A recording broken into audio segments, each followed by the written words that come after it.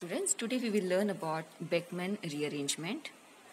The acid-catalyzed conversion of ketoxymes to amides is known as the Beckmann rearrangement. A variety of protic acids, Lewis acids, acid anhydrides, and acyl halides can cause the reaction to occur.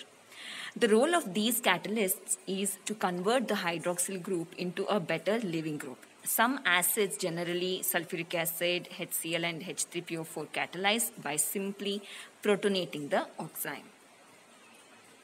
Now let us look at the mechanism. So here the general structure of ketoxime is whenever there is a double bond between carbon and nitrogen, and a nitrogen is linked to the OH, it is called as the ketoxime. Now here, because this can have the enol structure into a ketone, so that's why this is a general structure. Now here we are using a catalyst like a protic acid or also Lewis acid. So here, but in general we are going to write down as H plus because the H plus is the got from the acid.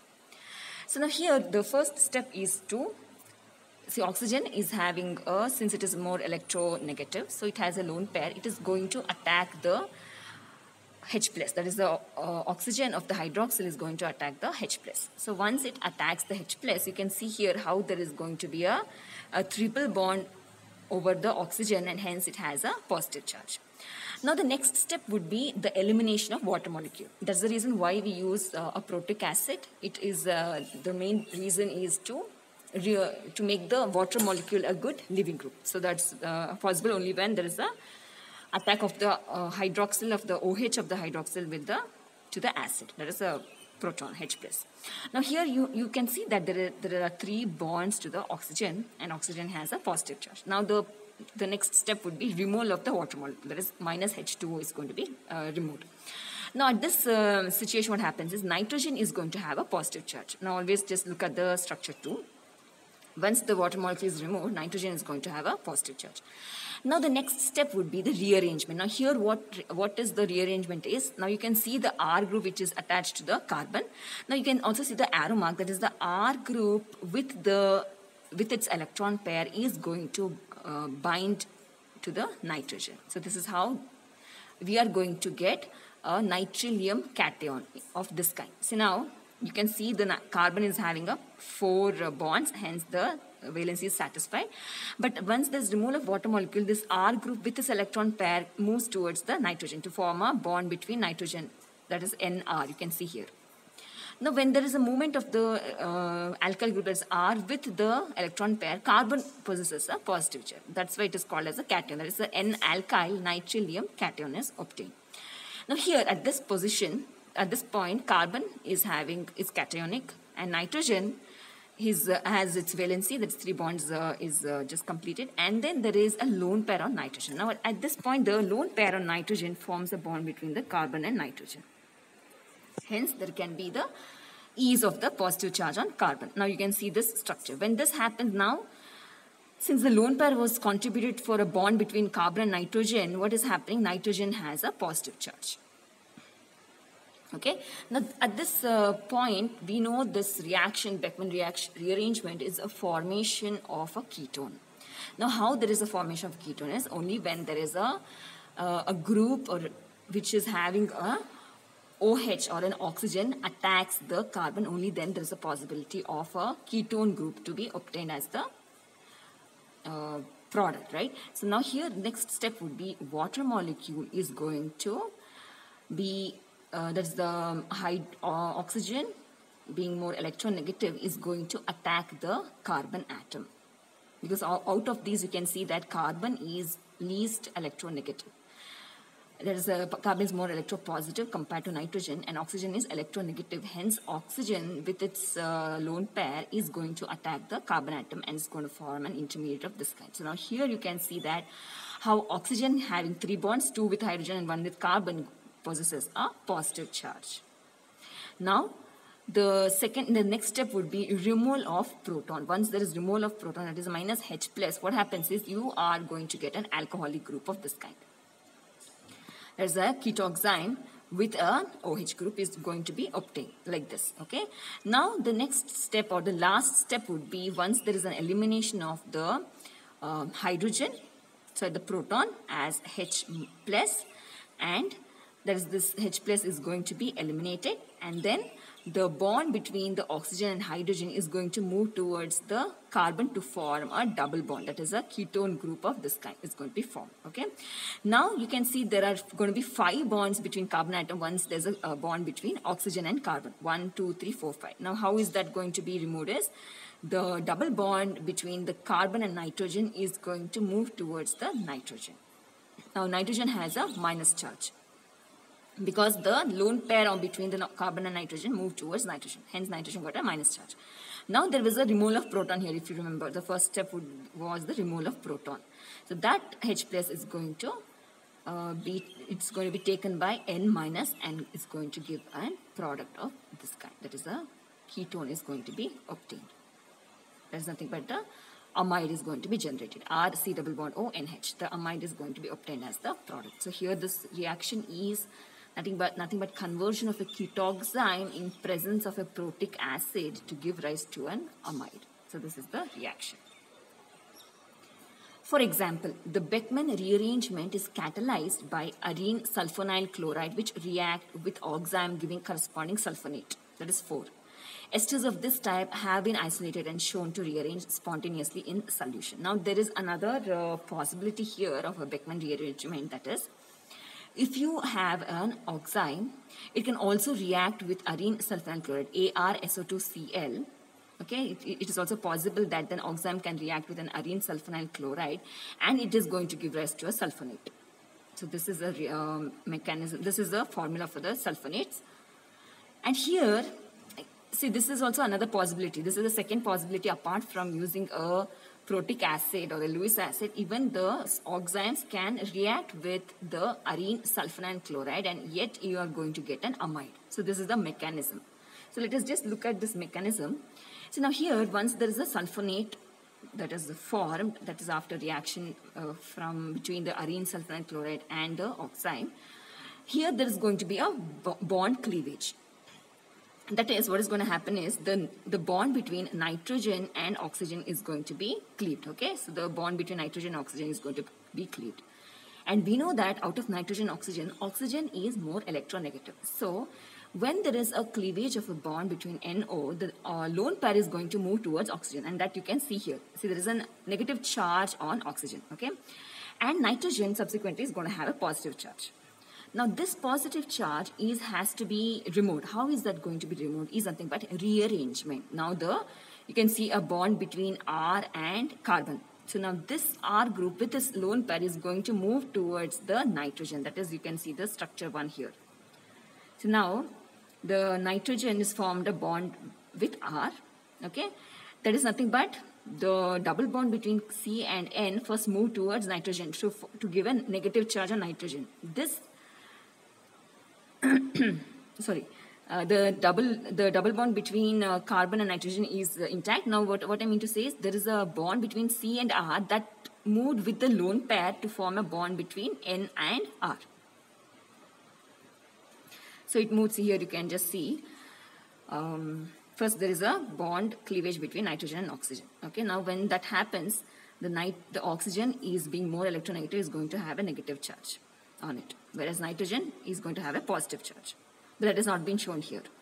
Now the next step would be to ease the positive charge on nitrogen. How is that possible? Is the lone pair, the electron pair with the R is going to move towards the nitrogen. When it moves towards the nitrogen, we are going to get an intermediate of this kind. Now you can see here, it's clear that there's a bond between nitrogen and R group. Okay. At this situation, what happens, since the R has moved out with its electron pair, the carbon is going to get a positive charge. There's going to be a carbocation that is generated. Okay. Now this is the intermediate. That is, there are 2 groups now. From this sulfonate, it was cleaved and gave rise to 2 groups. Now here there's going to be a reaction. That is, O minus is going to attack the carbon, which is electropositive. Once it attacks the carbon, we are going to get an intermediate, or like the structure 5. Now this is going to react with water, because here we know that the reaction is nothing but formation of an amide. Okay, now this is going to react with water, that's H2O, and it is going to follow the same mechanism and it is going to give rise to the amide. So this is how you are going to get the amide. Okay, so this is one of the reaction where it can also take place without a catalyst, without a protic acid or a Lewis acid, and it is going to react with the arene sulfur chloride. This oxime is going to react with the arene sulfur chloride, and yet it is going to give rise to the amide.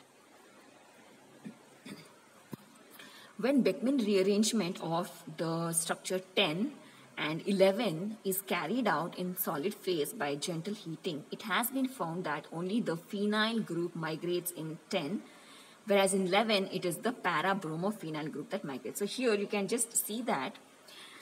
See, now there is a double bond between the carbon and nitrogen. Okay. Now when you look at the structure, if you look at the structure phenyl group and also this ortho-aryl group here, that is trinitro group here, you can see that they are trans to each other. Similarly, if you compare or if you take a comparison of this para-bromo group here, para-bromo aryl group with this trinitro group aryl group here, you can again see that these two groups are trans to each other. So here this mechanism usually takes place when there is a rearrangement in such a way that the R group, which is trans to the leaving group, moves towards the nitrogen to form an amide. So this is the basic reaction here. When you talk about the stereochemistry, it is the groups which are usually trans to the leaving group which form the final product. So here you can see the phenyl group is trans to this group, and here also para-bromo group is aryl group is trans to the trinitro group aryl group. So hence this group, when you look at the phenyl group, right, so that this is going to be the leaving group. This ortho trinitrophenol is going to be leaving group in both examples 10 and 11. But you can see this phenyl group is one which is formed or rearranged to form a bond with nitrogen. So that is the meaning. That is the trans, always the trans group which is which are present is going to be formed in the product. That's the meaning. So here also, if you look, this para-bromophenyl group is the one is going to get rearranged and going to form a bond with the nitrogen. So I hope this is clear. Okay, so usually this is the trend, but yet there are some examples wherein there is also syn kind of a reaction also. These observations confirm that under non-isomerizing conditions, the migrating group is always trans to the OH group.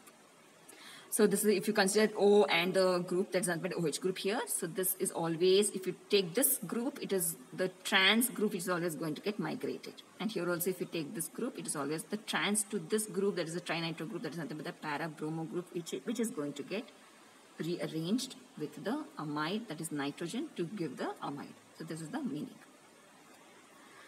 It has been found that electron withdrawing substituents, that is minus R group, attached to the migrating aryl group retard the rate of the reaction. The presence of electron donating group, that is plus R group, on the other has an accelerating influence, since the migrating group is then better able to render archimeric assistance to the removal of the leaving group via the transition state. Archimeric assistance is nothing but a neighboring group assistance, which is possible in this kind of mechanism. So archimeric assistance is possible is what they are trying to say when there is the possibility of, or when there is an electron donating group which is attached to the substrate. Okay, so that's how the, see here you can see the transition state. So now here when you look at the transition state, we have the leaving group which is more electronegative, hence it is going to cleave, and also there is going to be the migration of the group which is attached to the carbon towards the nitrogen. That is what is formed here in the product. Okay, there's going to be the leaving group which is going to get migrated. So all this is being shown in the dotted line because these bonds are involved in the transition. So that is the meaning. So these bonds are involved in transition. Hence we usually represent it in the dotted form. This you already studied in SN1, SN2 and E1, E2 mechanisms.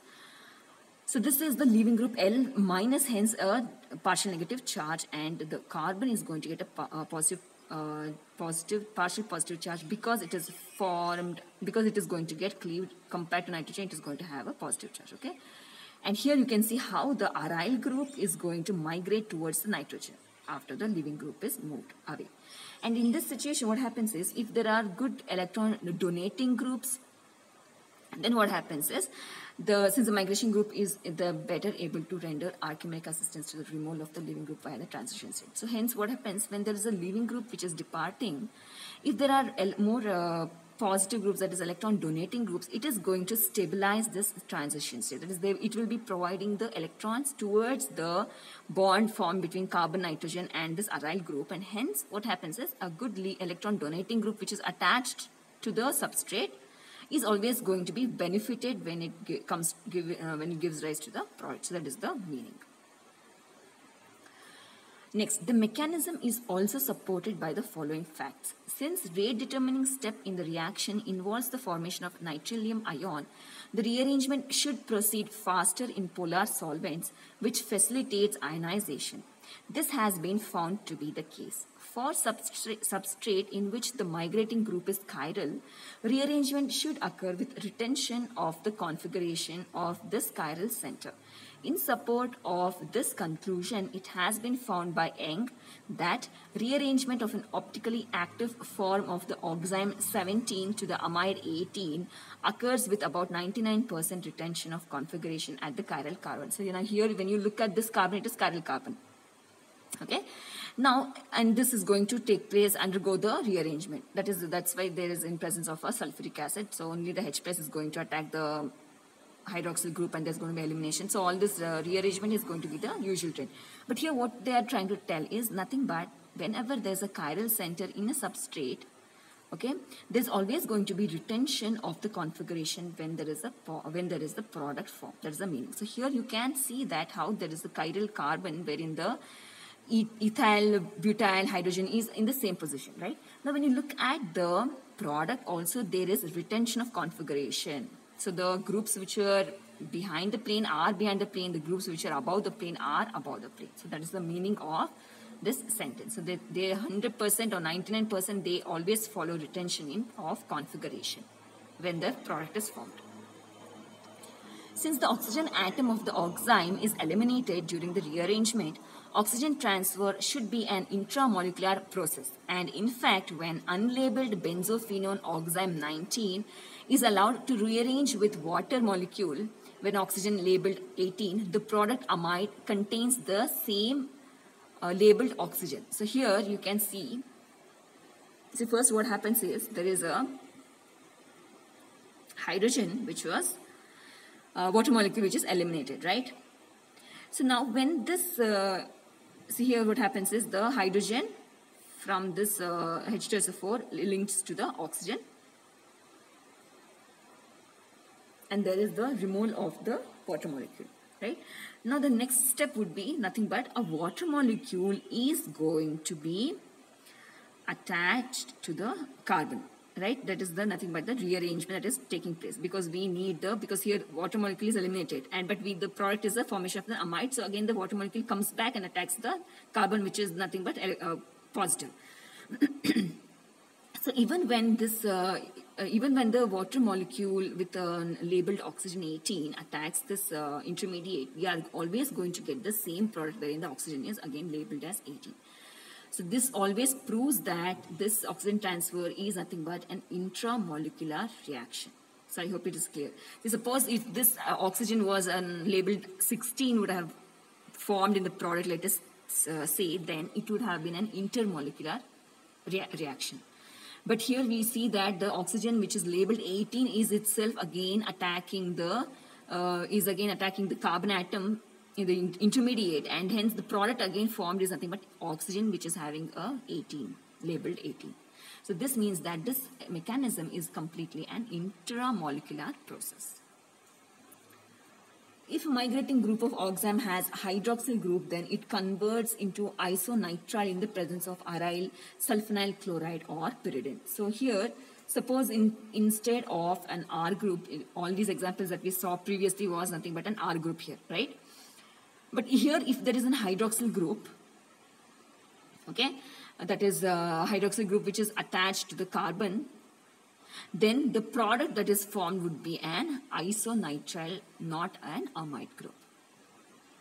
So I hope that is clear. So this is just one example wherein if suppose you are not given an hydroxyl group and you are not given an usual R group, C, which is linked to R, and usually not an oxime, but instead you are given an oxime which has an hydroxyl group which is attached to the carbon atom like this, then the product would always be an isonitrile and not an amide. So these are nothing but a certain deviations from a usual Beckmann rearrangement wherein the substrate, instead of, this is an oxime, definitely it's an oxime, but the only thing is that the hydroxyl group of the R group of the carbon is replaced by the hydroxyl group. And here the product that is obtained is a isonitrile. Okay, that's only the difference. Now here I've given some examples. So you can just look at these examples, and also you can, in your free time, you can write down the mechanism. So here in all the situations, we only have, see, always make sure that you are looking at the reagent and also looking at the substrate. So these rearrangements, make a list of the rearrangements, write down the substrate, and also important, write down the reagent and also write down the product. So like this you can study in your during your exam, that is your last minute preparation, you can do in this way, so that you will not get confused, since as there are more rearrangements in this chapter. So here whatever the example here, you can always see there's an oxime in all these examples. There is an oxime, C double bond N OH, C double bond N, all of these there is an oxime, and here they're all acids.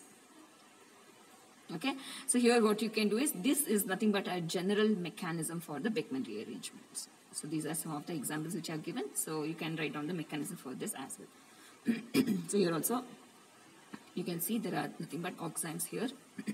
Sorry. And in presence of the reagents, you can, it is nothing but it's going to give rise to the amide. So everywhere you can see the amide that is formed. So these are some of the examples. Okay, so this is Beckmann rearrangement. Thank you very much.